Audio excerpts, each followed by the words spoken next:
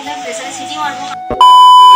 নমস্কার বন্ধুরা, আমার একটা মেয়ে ব্লগে তোমাদের সবাইকে স্বাগত। আজকে শনিবার, আজকে নিরামিষ। দেখা যাক কি কি আজকে রান্না বান্না করি। তো এখন পর্যন্ত তোমার ডালটা সেদ্ধ হয়েছে, টকের ডাল করব আম দিয়ে, ফুলকপি আলু তরকারি হবে। এদিকে তোমার আলু উচ্ছে ভাজা কমপ্লিট, পটল ভাজাও কম, তোমার ফুলকপির আলুটা আমি সেদ্ধ করতে দিয়েছি। যাই হোক, প্রেসারটা একটু গন্ডগোল করছে। এগুলো ভাজা হয়ে গেছে। এদিকে তোমার কড়াইতে সামান্য তেল দিই, তেজপাতা, আর এদিকে শুকনো লঙ্কা দেবো একটা, অল্প গোটা জিরে। বেশি টমেটো দেবো না, আমি আধখানা টমেটোই দেবো। আর টমেটোর সাথে একটু নুন দিলে তবে টমেটোটা একটু ভালো সেদ্ধ হয়ে যায়, তাই অল্প একটু আমি নুনও দিয়ে দেবো টমেটোটাকে ভালো করে সেদ্ধ করার জন্য। আর আমি এদিকে মশলাটা বেটে নিই। এখানে দেখো আদা আছে, দুটো দারচিনি আছে, দুটো ছোটো এলাচ আছে। যেহেতু আজকে নিরামিষ, আর একটু দারচিনি আর ছোটো এলাচ আমি দেবো ফুলকপির তরকারিটায়।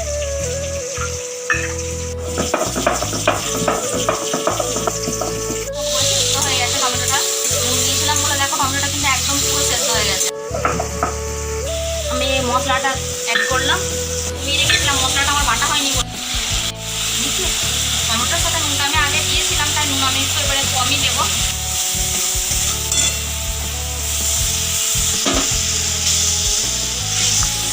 তিনটে সিটি দিয়ে দিয়েছি আমি। জলটা আমার যেহেতু জায়গা স্লিপ পর, আলু সেদ্ধ করে জলটা আমি ফেলে দিলাম। এরপর আমি জলটা শুধু অ্যাড করবো।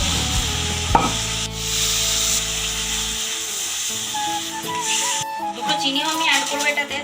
একটু মিষ্টি না দিলে স্বাদটা তোমার আসবে না, অল্প দেবো, বেশি দেবো না। আমটা কিন্তু প্রেসারে সিটি মারবো, কারণ কড়াইতে সেদ্ধ করতে গেলে অনেকটা টাইম লাগবে, প্রায় আমার 20 মিনিটের মতন টাইম নিয়ে নেবে। তাই আমি আগে প্রেসারে সিটি মেরে নেবো, তাহলে আমার চাটনিটা কিন্তু খুব তাড়াতাড়ি হবে। আর আমি ডালটা শুধু সেদ্ধ করে রেখেছি। আমটা সেদ্ধ করার পর ডালটাতে আমি যতটা তুমি টক খাবে, যে যেরকমভাবে টক ডাল খাবে সে সেরকমভাবে মিশিয়ে নেবে আমটা সেদ্ধ করার পর। আর আমি নুন আর হলুদ দিয়ে আমটা কিন্তু সেদ্ধ করে নেবো। ফুলকপিটা আমি একটু পরে দেবো, কারণ আমার ফুলকপিটা আমি আগে হলুদ আর নুনের জলে সেদ্ধ করেছিলাম, তারপরে আমি জলটা গেলে তেলেতে ভেজে নিয়েছি। তাই ফুলকপিটা অলরেডি সেদ্ধ আছে। এখন যদি আমি আলুর সাথে দিই ফুলকপিটা, কিন্তু ফুলকপিটা পুরো গলে যাবে, আমার ফুলকপিটা কিন্তু থাকবে না। তাই আমি আলুটা জলটা একটু কমলে তারপর আমি ফুলকপিটা অ্যাড করবো। দেখো আলুটা তোমার ফুটছে। অসময় ফুলকপি বলে ধরো অফ সিজনে যে জিনিসগুলো সবজিগুলো আছে, সেই সবজিগুলোতে তুমি যখন ধরো ফুলকপির টাইম শীতকাল, এখন তোমার ধরো ভোর গ্রীষ্ম গরম চলছে, এই সময় ফুলকপিটাতে পুরো ওষুধ থাকবে। অর্থাৎ এই সময় ফুলকপি খেলে তোমাদেরকে নুন হলুদ জলে একটু সেদ্ধ করে খাওয়াটাই আমার মতে বলে বেটার, কারণ এতে তোমার ওষুধটা থাকবে না, গ্যাসটা থাকবে না। কমিয়ে এসছে জলটা, আমি ফুলকপিটা এরপর দিয়ে দিলাম। আমি কিন্তু আর কোনো গরম মশলা দিই, দারচিনি বেটে দিয়েছিলাম, তাই আমি নতুন করে কিন্তু মিট মশলা বা ছাই গরম মশলা আমি দিলাম না। আর তোমার ফুলকপিটা নামানোর সময় আমি কিন্তু একটু অ্যাড করবো। দেখো প্রেসারটা ফার্স্ট দিয়ে ভেপারটা পুরো বেরিয়ে যাচ্ছে, এটা না বাগালি আর চলছে না, 7-8 বছর ধরে হয়ে গেল। দেখো ফুলকপিটা একবার দেখে নাও, দেখো ফুলকপিটা কিন্তু আমার একটাও গলে, তোমার সেদ্ধ হয়ে গেছে। আলুটা তো সেদ্ধ করাই ছিল, ওটা কোনো প্রবলেম না।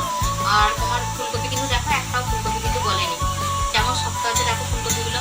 কিন্তু এসছে আমার, আমি একটু রস রাখবো, কারণ তোমার আলুটায় রসটা টেনে নেবে, তাই একদম কাঠখোট্টা তরকারিটা হয়ে যাবে, তাই একটু রস আমি রাখবো। এরপর আমি ঘিটা দিয়ে নামিয়ে দেবো। ঘিটা দিয়ে একটু নাড়াচাড়া করে নিলে তরকারিটায় ফ্লেভার আসে ভালো, কারণ নিরামিষ তরকারিতে একটু সামান্য ঘি দিলে খেতে ভালো লাগে। দেখো জলটা কিন্তু টেনে নিল আমার। ভালো লাগলে তোমরা লাইক করো, কমেন্ট করো, শেয়ার করো, আর সাবস্ক্রাইব করতে যেন মোটেও ভুলো না।